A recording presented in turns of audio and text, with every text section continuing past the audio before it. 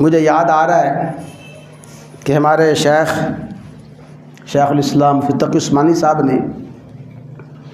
اپنا سفر نامہ لکھا ہے، اور میں اکثر دوستوں سے کہتا ہوں جن کو اللہ نے مطالعے کا ذوق شوق دیا ہے کہ وہ سفر نامے پڑھیں۔ پوری دنیا کے ممالک میں گئے ہیں اور پوری دنیا کے ممالک کے سفر نامے لکھے ہیں۔ دنیا میرے آگے جہان دیدہ بڑا علم کا خزانہ ہے۔ تو جو بات میں آپ کو سنانا چاہتا ہوں وہ سمجھیں۔ شیخ فرماتے ہیں کہ جب ہم اسپین میں گئے اور پھر جامعہ قرطبہ میں گئے، وہ قرطبہ مسجد جو مسلمانوں کی عظمت رفتہ کا سب سے بڑا نشان ہے، صدیوں جس سرزمین پہ مسلمانوں نے حکومت کی،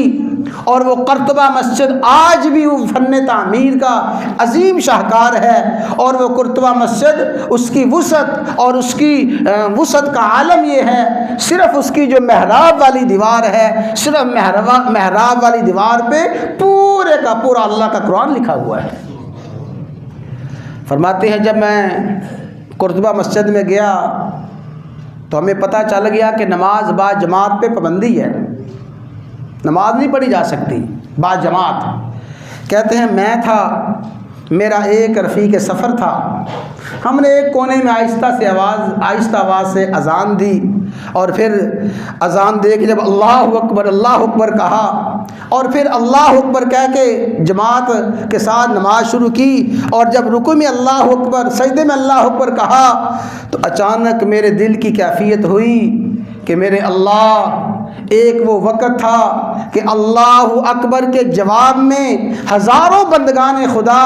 اس سرزمین پہ سجدہ ریز ہوتے تھے، ہزاروں بندگان خدا کہتے تھے اللہ اکبر اللہ اکبر، اور آج عالم یہ ہے اس سرزمین پہ ہم دو کے علاوہ کوئی تیسرا اللہ اکبر کہنے والا نہیں ہے۔ لیکن میرے اللہ، اس قرطبہ مسجد میں جب ہزاروں بندگان خدا اللہ اکبر کہتے تھے یا اللہ، اس وقت بھی اکبر تو ہی تھا، اور آج اس پوری سرزمین میں اس قرطبہ مسجد میں ہمارے علاوہ اللہ اکبر کہنے والا کوئی نہیں، یا اللہ اکبر آج بھی تو ہی ہے،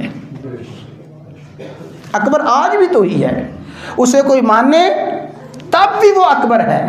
اسے کوئی نہ مانے تب بھی وہ اکبر ہے۔ اور سنیں، توجہ کے ساتھ سنیں، اللہ کو اپنی کبریائی میں، اللہ کو اپنی بڑائی میں اتنی غیرت ہے، اللہ اس کبریائی اور بڑائی میں کسی کی شرکت برداشت نہیں کرتا۔